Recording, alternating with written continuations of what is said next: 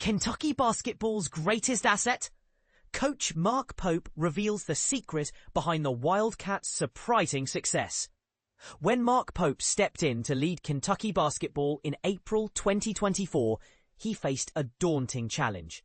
The team had no returning scholarship players. Imagine having to rebuild from scratch. No familiar faces, no veterans, just a fresh slate.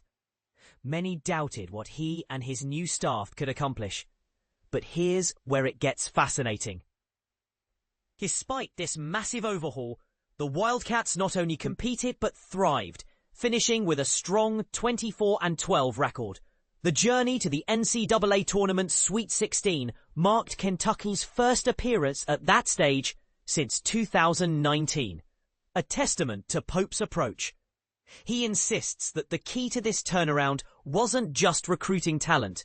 It was about investing in the time the team spent together, both on and off the court. What does that look like in practice?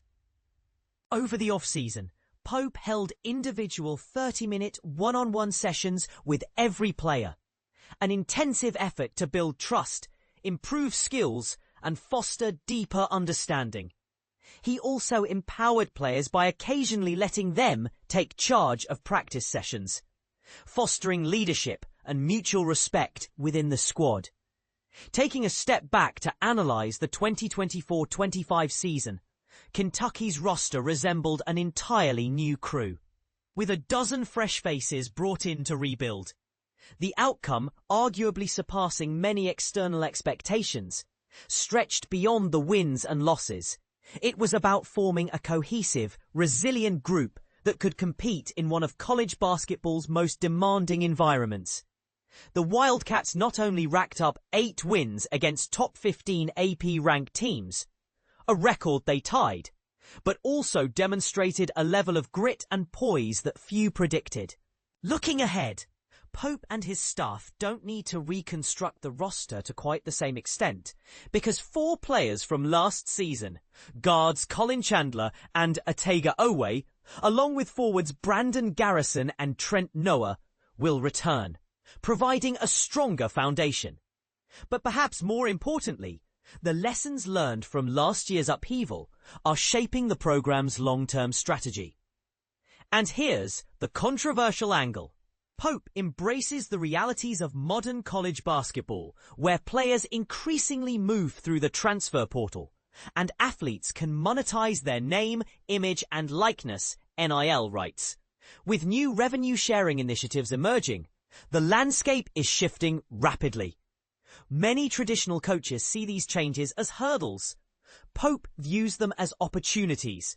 In his eyes, instead of resisting evolution, harnessing these dynamics can set Kentucky apart. So, what's the linchpin to navigating all this complexity?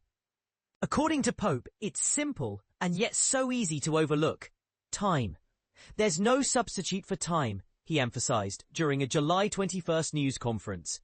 Time spent connecting one-on-one with players, time on the practice floor, even being patient enough to slow down teaching when needed. The Wildcats utilized the NCAA-allowed 8 weeks of summer workouts thoughtfully, dedicating 4 hours for on-court coaching weekly, but ensuring that the focus was quality over speed.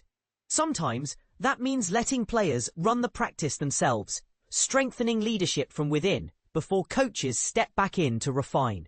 This approach isn't groundbreaking science, but it's powerful.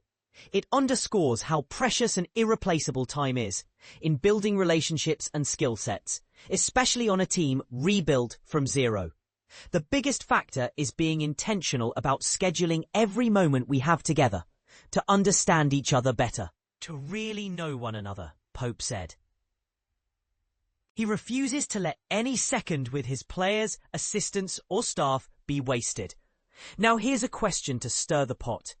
In an era dominated by transfers and NIL deals, can Kentucky's emphasis on time and personal connection outshine programs that chase talent more aggressively? Or is this approach a nostalgic ideal in a rapidly professionalizing college sports world? We'd love to hear your thoughts. Do you agree with Pope's patient, time-focused strategy? Or do you believe success now demands a different mindset? Join the conversation and share your views.